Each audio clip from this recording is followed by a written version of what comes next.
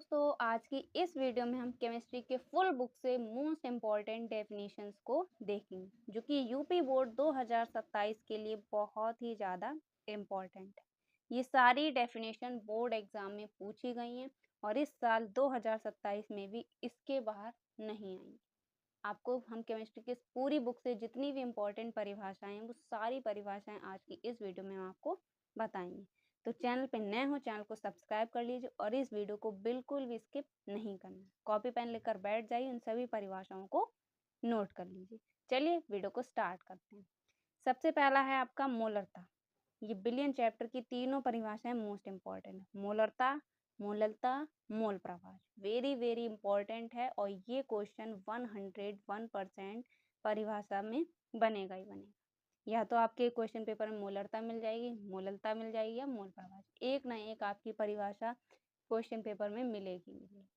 ठीक है, और इस पर न्यूमेरिकल क्वेश्चन भी बोर्ड परीक्षा में बनता ही बनता है। मोलरता, मोललता, मोल प्रभाव से 101% क्वेश्चन बनेगा ही बनेगा। 7 सेट आपके आते हैं यूपी बोर्ड में, तो 2 से 3 सेट में इससे न्यूमेरिकल क्वेश्चन पूछा ही जाएगा।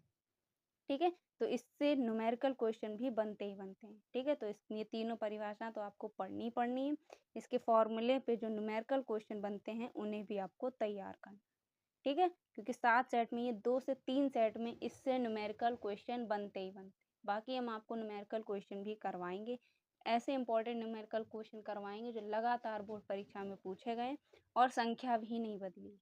तो अगर आपको न्यूमेरिकल क्वेश्चन चाहिए तो कमेंट में न्यूमेरिकल टाइप कर दीजिए, अगली वीडियो आपको न्यूमेरिकल क्वेश्चन की ही लाने की कोशिश करें। ठीक है, तो उन न्यूमेरिकल क्वेश्चंस को भी आपको तैयार कर लें। ठीक है, इसके बाद है सेकंड क्वथनांक में उन्नयन, इम्पॉर्टेंट है, बोर्ड परीक्षा में पूछ लिया जाता है। हिमांक में अपनमन, ये भी इम्पॉर्टेंट है, बोर्ड परीक्षा में पूछ लिया जाता है। फिलहाल तो ये सारी ही मोस्ट इम्पॉर्टेंट है, तो बताने की कोई ज़रूरत नहीं। अगर आप ये सारी तैयार कर लेते हैं, इस बात की गारंटी, परिभाषा से कोई भी क्वेश्चन, सिंगल क्वेश्चन इस वीडियो के बाहर नहीं आएगा। ठीक है, तो इन सभी क्वेश्चन को नोट करते चलिए।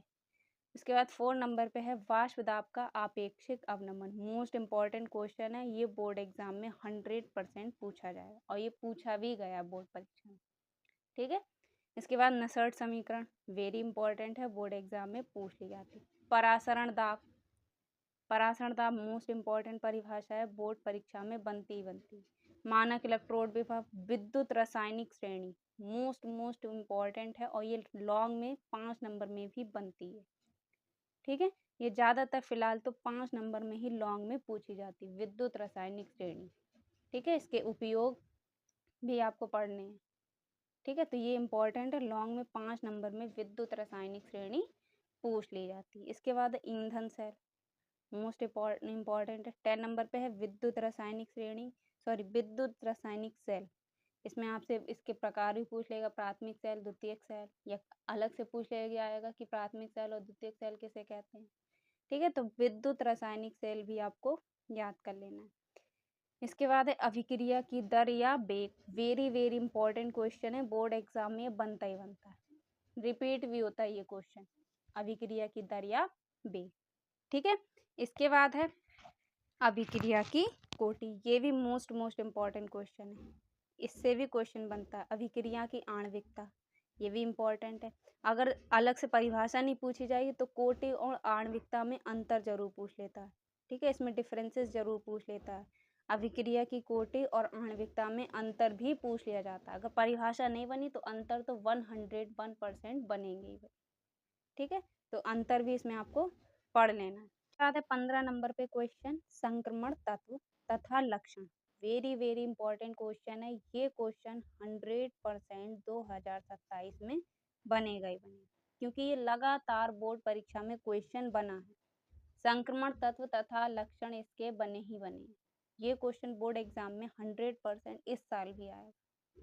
ठीक है, तो इसे आपको जरूर से जरूर तैयार कर लेना है। इसे डी ब्लॉक के तत्व भी कहते हैं, तो अगर आपको कहीं डी ब्लॉक दिख जाए तो उसे ही हम लोग संक्रमण तत्व कहते हैं। ठीक है, इसके बाद अंतः संक्रमण तत्व तथा लक्षण, ये भी वेरी इंपॉर्टेंट है इसी की तरह। ठीक है, किसी में आपको, किसी सेट में आपको संक्रमण तत्व देखने को मिल जाए तो किसी में अंतः संक्रमण तत्व, तो दोनों ही मोस्ट इम्पॉर्टेंट, दोनों ही लगातार बोर्ड परीक्षा में पूछे जाते हैं। ठीक है, अंतः संक्रमण तत्व को F ब्लॉक के तत्व कहते हैं। ठीक है, तो याद रखिएगा, इसे F ब्लॉक के तत्व कहते हैं। ठीक है, उसके बाद 17 नंबर पे क्वेश्चन, लेंथेनाइट संकुचन मोस्ट इम्पॉर्टेंट है। लिगैंड और प्रकार, ये क्वेश्चन तो 101% मोस्ट इम्पॉर्टेंट, क्योंकि ये लगातार बोर्ड परीक्षा में पूछा जाता है, लिगैंड और इसके प्रकार। ठीक है, कभी कभी डायरेक्ट पूछ लेगा प्रकार के। प्रकार क्या होते हैं? 3 प्रकार होते हैं, एक दंतुर लिगैंड, द्विदंतुर लिगैंड, उभय दंतुर लिगैंड। तो कभी कभी आपसे पूछ ले कि एक दंतुर लिगैंड और उभय दंतुर लिगैंड समझाइए। तो प्रकार में से भी क्वेश्चन कभी कभी बन जाता है, और कभी कभी 3 नंबर में लॉन्ग में ही पूछ लेता है कि लिगैंड किसे कहते हैं, इसके प्रकार को समझाइए। ठीक है, तो ये क्वेश्चन वेरी वेरी इंपॉर्टेंट है। जिसके आगे हमने वेरी इंपॉर्टेंट लिख रखा है वो क्वेश्चन आपके बोर्ड एग्जाम में रिपीट होते हैं, लगातार बोर्ड एग्जाम में पूछे जाते हैं। फिलहाल तो ये सारी इंपॉर्टेंट है। जिसके आगे हमने वेरी इंपॉर्टेंट लिख रखा है वो क्वेश्चन आपको बिल्कुल भी छोड़ने नहीं, अच्छे से तैयार करना, क्योंकि ये लगातार क्वेश्चन बोर्ड एग्जाम में पूछे जाते हैं। ठीक है, इसके बाद उपसह संयोजन संख्या, एल्कोहल तथा वर्गीकरण, एमीन तथा वर्गीकरण, एल्कोहल हेलो एल्केन तथा वर्गीकरण, कार्बोहाइड्रेट में मोनोसैकेराइड, डाइसैकेराइड पूछ लिया जाता है, ग्लूकोज की संरचना, वेरी इंपॉर्टेंट ये क्वेश्चन है। ठीक है, सुक्रोज की संरचना, फ्रक्टोज की संरचना। ठीक है, इसके बाद है एमिनो अम्ल, ये क्वेश्चन भी बोर्ड एग्जाम में पूछ लिया जाता है। प्रोटीन की संरचना, क्वेश्चन बनता ही बनता है। ठीक है, उसके बाद न्यूक्लिक अम्ल, वेरी इंपॉर्टेंट है। लिपिड, इसके बाद है प्रथम कोटि की अभिक्रिया एवं लक्षण, ये क्वेश्चन वेरी वेरी इंपॉर्टेंट है, बोर्ड एग्जाम में ये क्वेश्चन बन जाए। प्रथम कोटि की अभिक्रिया एवं लक्षण, इसी प्रकार से या तो शून्य कोटि की अभिक्रिया एवं लक्षण पूछ लिया जाएगा, दोनों इंपॉर्टेंट है। किसी में प्रथम कोटि की अभिक्रिया मिलेगी तो किसी में शून्य कोटि की अभिक्रिया। ठीक है, दोनों ही क्वेश्चन बोर्ड एग्जाम में लगातार पूछे जाते हैं। इसके बाद है अभिक्रिया की अर्ध आयु काल, ये क्वेश्चन तो 101% मोस्ट इम्पॉर्टेंट है। अभिक्रिया का अर्ध आयु काल पढ़ना ही पढ़ना है। ठीक है, और इस पर डेरिवेशन भी क्वेश्चन बनता है। इसके बाद है विशिष्ट चालकता, ताक्षणिक वेग, डीएनए फिंगरप्रिंटिंग, मोस्ट इम्पॉर्टेंट है। द्विक्लवण, वेरी वेरी इंपॉर्टेंट ये क्वेश्चन है। द्विक्लवण, विटामिन, विटामिन आपको पूरा पढ़ लेना, लॉन्ग में 5 नंबर में पूछ लिया जाता है ये।